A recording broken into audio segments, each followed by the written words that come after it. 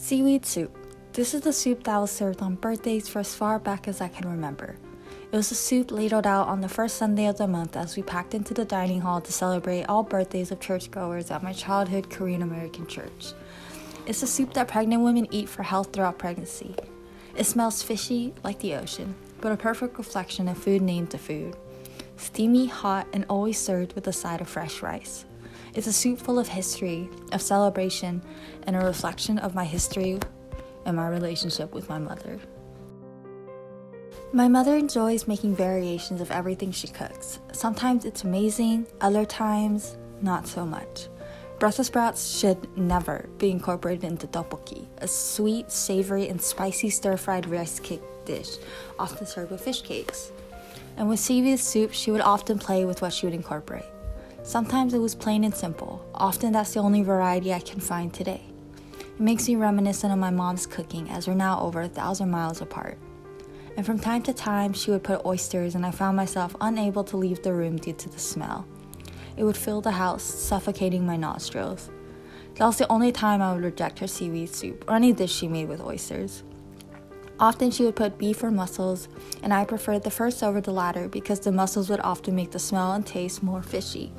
But both are served so often and made so well, I grew to love mussels in my soup.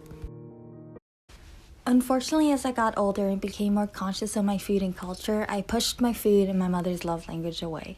Food had been my comfort, and now it was a piece of my identity used against me by my peers in schools and bullies on the internet.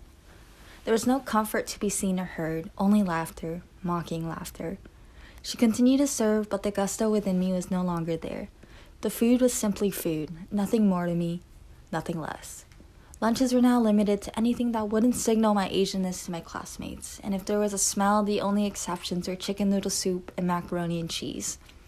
My lunches became basic, cold sandwiches, no experimenting or variations allowed. Crackers, chips, any snack that would make me blend in rather than stand out for my peers.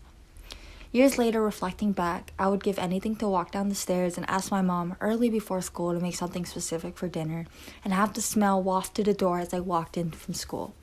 I would give anything to go back and appreciate the years I ignored her cooking and made something else instead. I can't imagine how it felt. Thankfully, I found good friends. My brother found good friends. Friends willing to try rather than mock. And with these friends, I found pride in me again for this culture, for this food. I became eager to share once more. Friends became regulars to Korean barbecue cookouts my parents would host all summer long, and laughter once again surrounded my food, but a much different kind than before. Warmth, kindness, and appreciation reigned throughout the air. I watched my mother beam with pride as she caught up with friends who hadn't been over in a couple weeks, watching as they eagerly munched on their dinners, chatting along happily. I would stay up late on school nights to keep my mother company as she made our annual kimchi supply. I would flutter around the kitchen as she made dinner, and I tried to help as she would shoo me away. My mother's like her food, filled with love. She's a woman instilled with hard work ethic, and it shows throughout her food.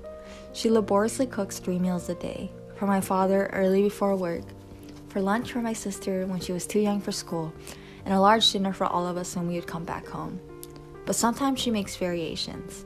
Sometimes it's amazing, other times not so much.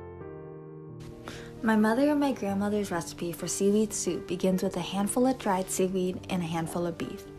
No specific measurements, so you know it's truly homemade. Sesame oil, garlic, and salt to taste. Water or vegetable broth if she was feeling fancy, and packaged seaweed soup seasoning mix. Okay, it's arguably not 100% homemade, but she does add homey touches to make it so much better. Soak the dried seaweed in cold water for roughly an hour. The seaweed should double or triple in size. Rinse and drain the now rehydrated seaweed, then cut into bit-sized pieces. Stir-fry the seaweed in a large pot with sesame oil, and now slice the beef into bite-sized pieces and add to the pot with seaweed. Add some salt once the meat cooks, and once it's cooked, add water to just above the top of the pot and bring to a boil. Once boiled, add the seasoning packets, salt, and garlic to taste. Continue to boil for another hour while skimming fat frequently and continuing to add salt for taste. It does sound like a lot of salt, but I promise it's not. I present to you my mother and grandmother's recipe for seaweed soup, perfectly and happily cooked for birthday dinners every year. 엄마는 노아, 바다 아니면 셀 할 때, 프레그넌트 할 때 제일 많이 미역국을 마셨어요? 바다가 제일 맛있었죠. 바다가? 바다 때도 제일 많이 먹었어요? 네, 그래, 진짜예요? 아니면 거짓말하는 거야? 제일 많이 먹었어요. 제일 많이 먹었어요? 네, 퍼스트 베이비라. first baby라고? 그러면 엄마는 무슨 미역국 레시피가 제일 좋아요? beef food, no beef, 그냥 regular 아니면 뭐 seafood 누구 어떤 거 엄마 제일 좋아해요? 엄마는 비프 넣은 거 좋아해요. 저도 beef 넣는 거 저는 제일 좋아해요. 네, 에브리바디 비프 넣은 거 좋아해요. 아니 머슬도 넣을 때 이제 좀 좋아요. 엄마 옛날에 맨날 만들었으니까. My mother's love language is cooking. You're supposed to eat seaweed soup throughout the pregnancy because it's beneficial for the pregnancy. It helps in the metabolism process, purifies blood, detoxifies, and relieves constipation, and it's full of iodine and iron. Pregnant women are supposed to eat the soup for every meal for up to 6 months, and because of this, the tradition goes to eat soup on birthdays to honor the mother. My mom is very important to me. Like any girl and mother relationship, ours was always very rocky. It didn't help that at the time it felt like I was going through an identity crisis with my Korean and American cultures colliding.